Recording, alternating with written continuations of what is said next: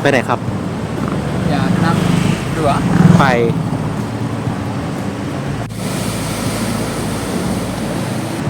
นั่งไปไหน ไม่รู้ ไม่รู้ อยากนั่งเฉย นั่งเล่นนะ นั่งเรือเล่น ไป ก็คือท่าเรือ ท่าเรือจะอยู่ตรงนู้นนะ ฝั่งนู้น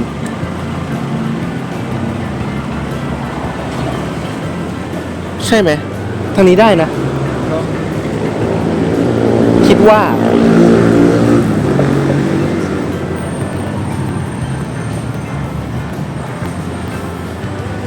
โอ้โห เจอแล้ว ใช่ใช่นี่แหละท่าเรือ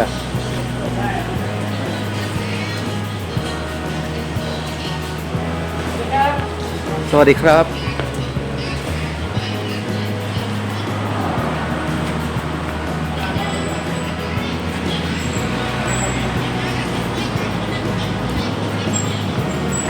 รู้จักเหรอ นี่อะไร กราฟฟิตี้ อ๋อ ใช่อะไรอ่ะ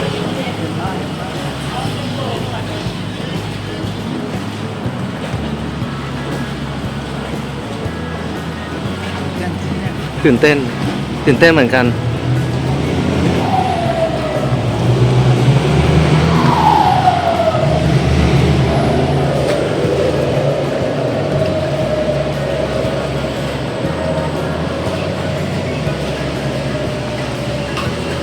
จะไปโผล่ไหนอะมีเงินปะ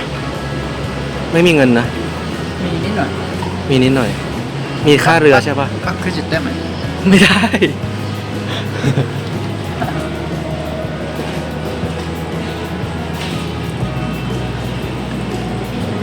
มาแล้ว ว้าว ว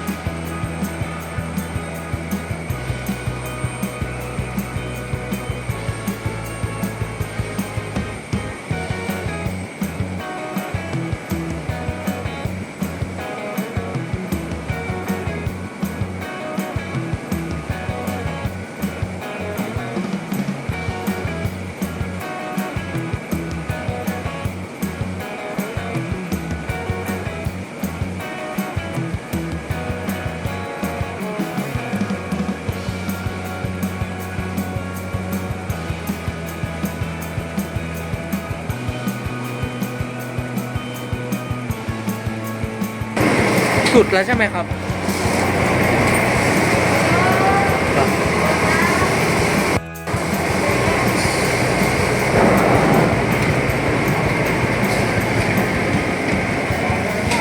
เปลี่ยนเรือเนี่ยเปลี่ยนเรือ เปลี่ยนเรือ นั่งไปนั่ง ภูเขาทอง เปลี่ยนเรือได้ ใช่ ที่นี่คือตรงละอันนี้คือที่ไหน ไปแล้ว ทันไหม ไม่ทันแล้ว ไม่ทัน รอคันหน้า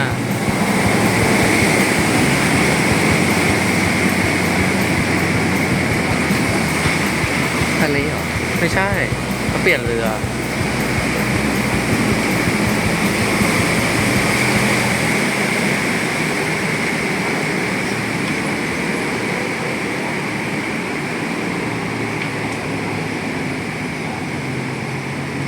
นั่นเซ็นทรัลเวิลด์เซ็นทรัลเวิลด์ลงนี่เหรอ ไม่ไปวัดภูเขาทองเหรอ ไป ไปนี่ก็ได้